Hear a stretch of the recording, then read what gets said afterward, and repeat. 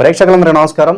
ఈరోజు మన స్టూడియోలో దైవాజ్ఞ బ్రహ్మశ్రీ వీరాపురం సుబ్రహ్మణ్య స్వామి గారు మనతో ఉన్నారు. గురువుగారితో మాట్లాడేద్దాం. నమస్కారం గురుగారు. శుభాశీస్సులు అండి. గురుగారు, జూలై మాసంలో మిథున రాశి వారి పరిస్థితి ఓవరాల్గా ఏ విధంగా ఉండిపోతుంది? పాజిటివ్గా ఉంటుందంటారా, నెగిటివ్గా ఉంటుందంటారా? ఎలాంటి జాగ్రత్తలు తీసుకోవాలి ఓవరాల్గా ఈ ఆషాఢ మాసం? మంచి విషయమే. మనం మిథున రాశి వారికి ఈ యొక్క జూలై నెల ఆషాఢ మాసం అనేది మొదటి వారంలో కొంచెం ఒడిదుడుకులు ఉంటాయి. మొదటి వారం అంటే ఒక మాట చెప్పాలంటే మొదటి భాగం అనుకోండి, 15 రోజులు కొంత మధ్య రకంగా ఉంటుంది, మిశ్రమ ఫలితాలు ఉంటాయి. రెండో వారంలో అయితే తిరుగులేదు, అంటే రెండో భాగంలో పౌర్ణమి తర్వాత అమావాస్య మధ్యలో వీళ్లకు ప్రతిదీ కూడా కలిసే వస్తుంది. చక్కగా వీళ్ళ మాటకు విలువ పెరుగుతుంది. ఎక్కడ ఏది మాట్లాడినా ఆ మాటకు అన్ని పనులు కూడా అయ్యే అవకాశం ఉంది. అంటే ఒక మాటలో చెప్పాలంటే వీళ్ళకు సర్వకార్య సిద్ధిరస్తు పౌర్ణమి తర్వాత గృహయోగ అవకాశం ఉంది.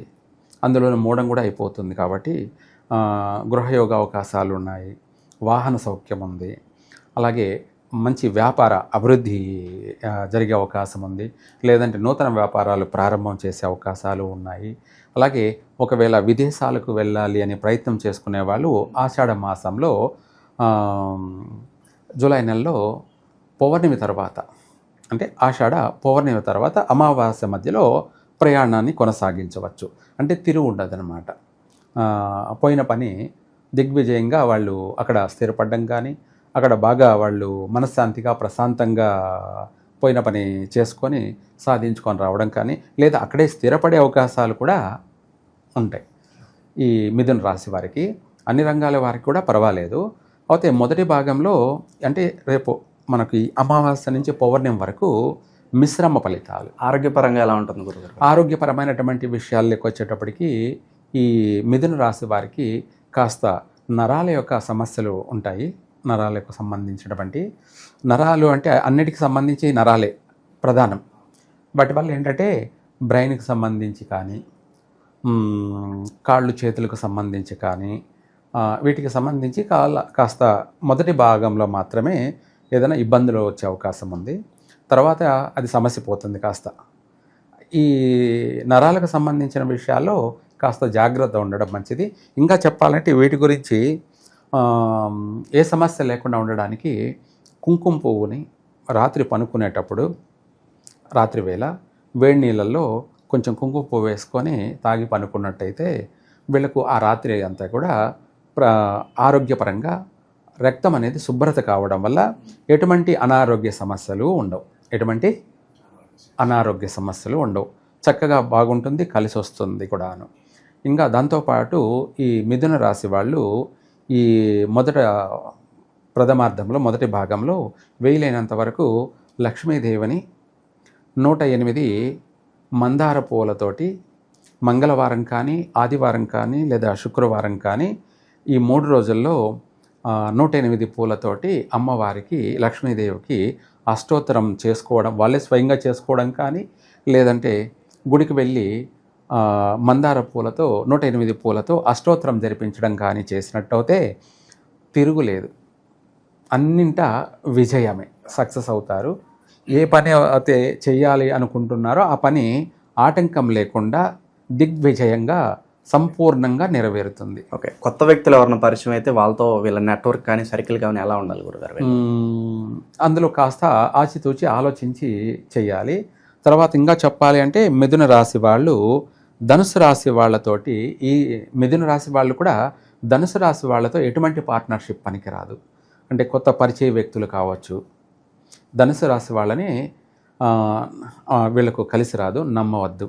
అంటే మిథున రాశి వాళ్ళకి ధనుసు రాశి వాళ్ళు అనుకూలం కాదనమాట. అందువల్ల వీళ్ళకే నష్టం జరిగే అవకాశం ఉంది. ఎవరికి? మిథున రాశి వాళ్ళకి. అందుకనేసి జీవిత భాగస్వామి అయినా సరే, ఏదైనా ఫ్రెండ్షిప్ అయినా సరే, లేదంటే మనం బిజినెస్ పరంగా పార్ట్నర్షిప్ కలుపుకొని వాళ్ళతో కలిసి చేయాలి అనుకున్నా సరే, ఇవి ఏదైనా సరే వాళ్ళని నమ్మి ఏదైనా సొమ్ము ఇవ్వడం కానీ, మధ్యవర్తిగా మీడియేటర్గా వ్యవహరించడాలు కానీ ఇటువంటివేవి చేయకూడదు. కలిసి రాదు, వీళ్లకు నష్టం జరిగే అవకాశమే ఉంది. ఎవరికి? మిథున రాశి వారు. మిథున రాశి వాళ్ళకి. ఆ తర్వాత మాసాలలో చూసుకుంటే ఈ రాశి వారికి ఆషాఢ మాసమే. ఏంటి ఇక్కడ మనం చెప్తుంది, మిథున రాశి వారికి జూలైలో 2 విధాలుగా అన్నాం. ఏమిటి? మొదట భాగంలో మిశ్రమ ఫలితం ఉంది. అలాగే రెండవ భాగంలో అంటే పౌర్ణమి నుంచి అమావాస్య వరకు చాలా బాగుంది అని చెప్పాం. ఏదైనా చేయొచ్చని ప్రారంభం.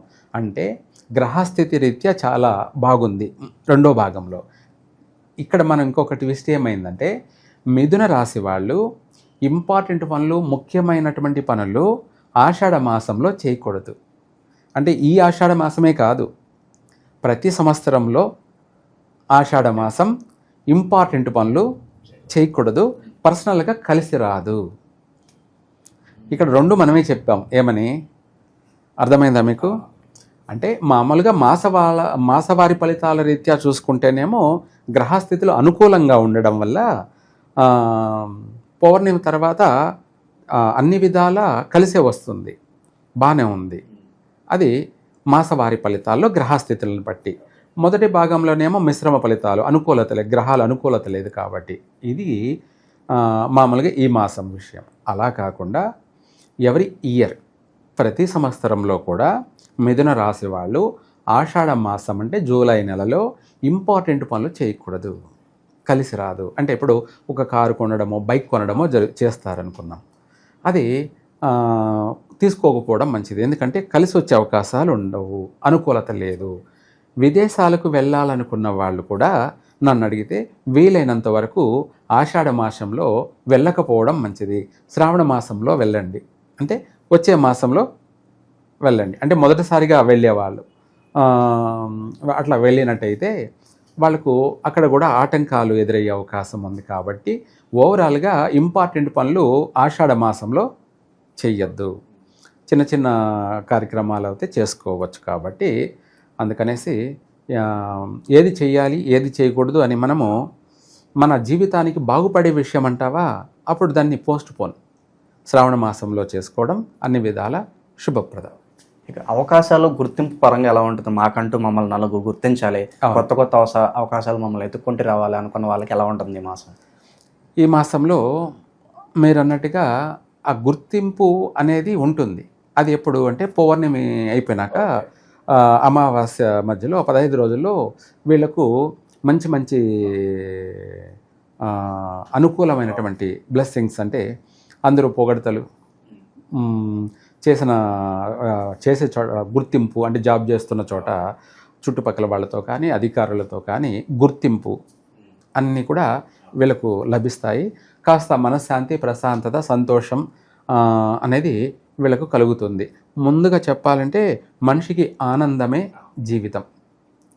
ఆ ఆనందం అనేది రెండో భాగంలో వీళ్ళకు బాగా కలుగుతుంది.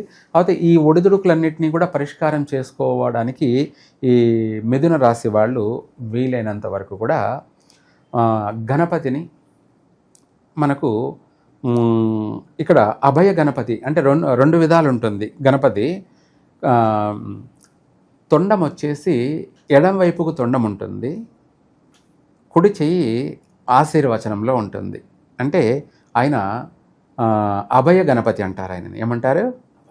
అభయ గణపతి. అంటే కుడి చేత్తో ఆశీర్వదిస్తున్నాడంటే 100% సక్సెస్, శుభప్రదం అని అర్థం. ఆయనను పూజించాలి. లేదు కుడి చేతిలో ప్రసాదం ఉండి ఎడమ చేత్తో ఆశీర్వదిస్తూ తొండం కుడివైపు ఉంటుంది. తొండం కుడివైపు ఉంది అంటే ఆయన భోంచేస్తున్నాడు, భోజన ప్రియుడు. ఎడమ చేత్తో ఆశీర్వదిస్తున్నాడు. ఎడమ చేత్తో ఆశీర్వదిస్తున్నాడు అంటే అది కావచ్చు, కాకపోవచ్చు. ఎవరినైనా మనం ఎడమ చేత్తో ఆశీర్వదిస్తే ఏమంటారు? అరుస్తారు. ఎడమ చేత్తో ఆశీర్వదిస్తున్నావు నువ్వేమి అని అంటారు. అట్లాగా దేవుడైనా అంతే. ఈ వీళ్ళు అభయ గణపతిని ఆరాధించాలి, పూజించాలి. అది ఆదివారం కానీ బుధవారం కానీ సూర్యోదయం అయినప్పుడు కానీ లేదంటే సాయంత్ర సమయంలో గోధూలి సమయంలో కానీ వెళ్ళి చేసినట్టయితే వీళ్ళు అనుకున్న ఎంత పెద్ద పని అయినా సరే సక్సెస్ అవుతుంది, తిరుగులేదు. కలిసి వస్తుంది. 10,000 ఆటంకాలని కూడా పరిష్కారం అనేది జరుగుతుంది. ఓవరాల్గా జూలై మాసంలో మిథున రాశి వాళ్ళకి ఏ విధంగా ఉండబోతుందో మీ మాటలు అద్భుతంగా వివరించారు. ధన్యవాదాలు గురుగారు. సర్వే జన సుఖినో భవంతు.